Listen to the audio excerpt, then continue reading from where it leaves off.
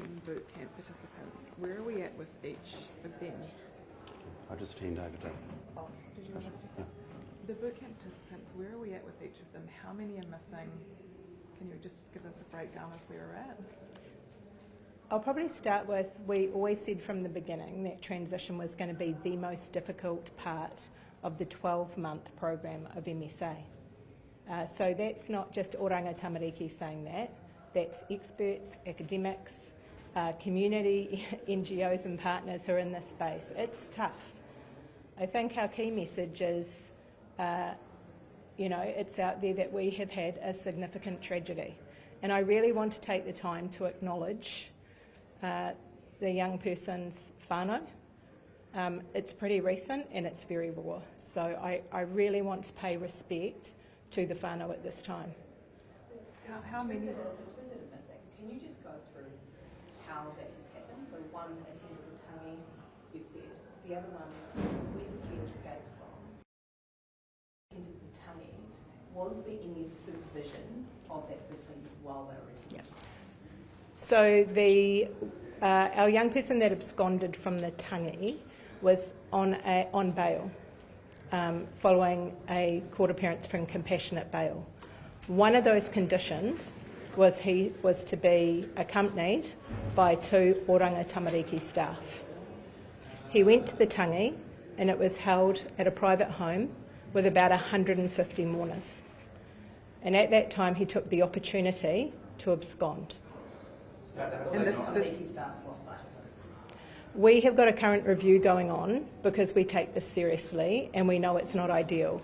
So immediately we've started a review to look at the circumstances leading up to that and to learn from any failings we may have. what situation was the second? Individual, where did he go missing from? The youth justice facility? The second young person is in a community placement with whānau and he is absconded, and as far as I know they are, as of this moment in time, we are working with the police who have been incredible partners to locate both of them. And just on the, I couldn't comment at the moment, I just don't know. and just on the breakdown, how many of the participants have reoffended?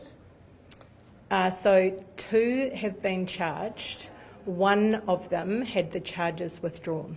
What were those The charges? ones that have gone on the run? The 2 that have reoffended, are those the ones that have had charges laid against them? The 2 that have gone on the run, are those the ones that have had charges laid against them? I know one of them is, but I have to be very careful what I say to protect their identity. They're still young. So just so you know, I'm not trying to fudge it. We need to be open and transparent, but there's only so much I can say at this time. Do you have any serious health and safety concerns for the 2 boys who have absconded? You don't have the location of? Oh look, at any one time across the country, we always have a handful of young people that have absconded or that both us and the New Zealand Police are looking for. At this moment in time, we just want to locate them, one to get them back to his whānau, and the other to make sure that we take back into our custody. As I've said, and I really want to reiterate, these events may happen again. This is the transition phase. We are dealing with complex, high-risk youth offenders. I suppose just if I could just follow from that, there is a difference between absconding, because like you say, it does happen from time to time, and there being a serious concern for someone's health and well-being, particularly given the context, right? Given that we've had one of the pilot participants pass away. So what level of concern do you have for their health and well-being at this current time, or does it more fit into the category of it's one of these things that happen, someone's absconded? Yeah, a tragic death like this just doesn't happen. And you're right, it's a trigger event. It's highly traumatic for all these young boys. And so we do want to make sure we locate them. Right now, I don't have any specific concerns around health and safety. However, they are young people who have absconded, and we want to get them back so that they can have contact with their social worker and with their mentor and with their whānau. What happens when they're found? Escaped at the tangi. Can you explain when the other youth escaped? What was the date?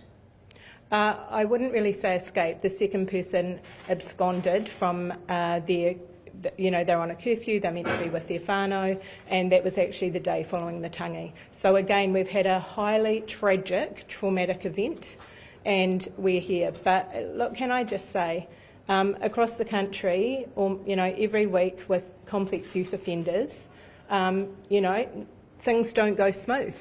And so we know that these things were always predicted to happen. I think the key message, though, is we're not going to give up.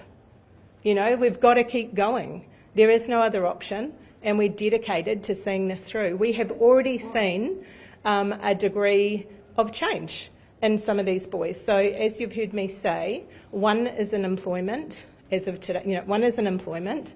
We have one doing work experience. We have another who's about to go employment, and we have several engaged with education. So this is a hard road, but we're in it for the long haul. Look, I think we should probably wrap it up at the moment. But hang a sec. We've answered the questions. We've got it. We've done a lot of that in the select committee, and I think we should probably leave it at that. Select committee's run over. We've got time for one more question, and then okay, so looking at it wider, you've repeatedly said that the pilot program isn't perfect. You still need to do some more fulsome analysis. Given that, is it appropriate for legislation to be placed in front of the House entrenching these academies that you haven't been able to do? Well, that's a decision of government. Well, I'd like to know OT's view. Given no, that's a decision of government. Do you support that decision? Okay. Well, we're here to support the government of the day. Okay, so with safeguards... Cool, that's all we've got time for, sorry guys. Okay. Safeguards are pretty important. Can we just discuss safeguards that are going to be in place? I think you've asked this question before, Jamie. That's all we've got time for today. We've promised 10 minutes, so...